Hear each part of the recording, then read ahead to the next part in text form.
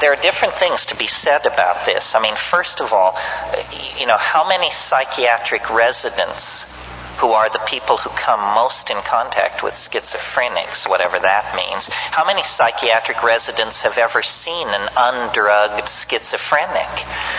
Very, very few, because the very first thing that happens is, for the convenience of physicians and the nursing staff, some outlandish drug is brought into the picture, which then deflects this healing process from ever reaching any kind of natural conclusion. Schizophrenia is just a catch-all term for mental forms of mental behavior that we don't understand.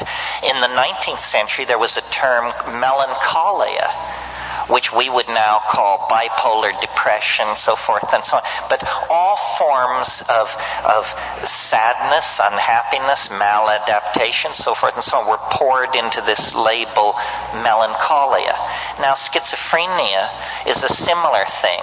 I can remember an experience I had years ago. I was in the Tolman Library at the University of California, which is the psych library, and I was looking up some drug or something, and I just saw a book, and I pulled it off the shelf, a book about schizophrenia.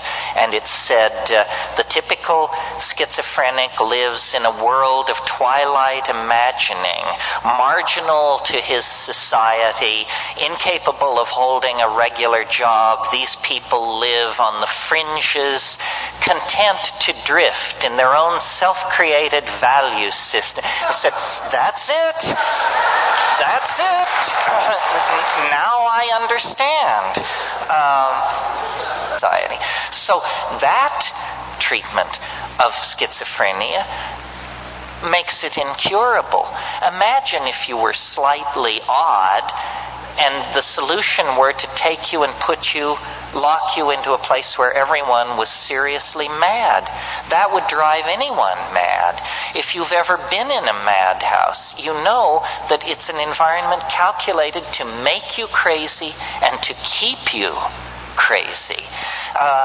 This would never happen in an Aboriginal or traditional society. I wrote a book. I mean, this has to be the wrap-up because we're over time. But I wrote a book called The Archaic Revival. I signed it tonight for some of you. The idea there is that we have gone sick by following a path of untrammeled rationalism, male dominance, attention to the visible surface of things, practicality, bottom lineism. We have gone very, very sick. And the body politic, like any body, when it feels itself to be sick, it begins to produce antibodies or strategies for overcoming the condition of dis-ease. And the 20th century is an enormous effort at self-healing.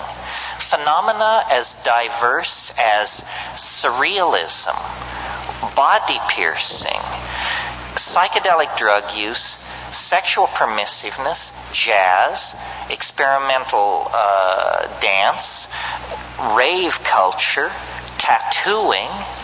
The list is endless. What do all these things have in common? They represent various styles of rejection of linear values. The society is trying to cure itself by an archaic revival, by a reversion to archaic values. So when I see people manifesting sexual ambiguity or scarifying themselves or showing a lot of flesh or dancing to syncopated music or getting loaded or violating ordinary canons of sexual behavior, I applaud all of this because it's an impulse to return to what is felt by the body, what is authentic, what is archaic.